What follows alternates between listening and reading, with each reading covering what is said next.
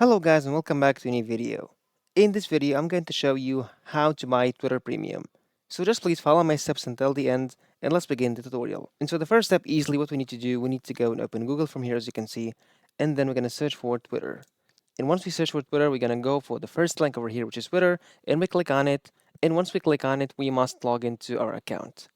And so once we're here on this page of main page of Twitter and we logged in successfully, as you can see here on the left side, we have multiple options. So probably we can see the premium option over here. But if not, just click on these 3 points and here choose premium, as you can see over here. And now once we click on it, as you can see here, we have the monthly plans and also we have the annually plans, which could be the best deals. So we can choose between both of them.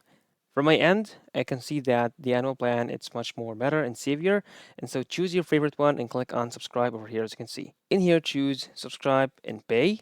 And now from here, you have this invoice. And so you just need to put your email in here, the card information, and then continue by filling these checkbox with our filling these checkbox, the terms and conditions, and later you'll be able to subscribe to your annual plan on Twitter. At the end, that was all today's video. If you find this very helpful, please don't forget to like the video, subscribe to the channel, and thanks for watching.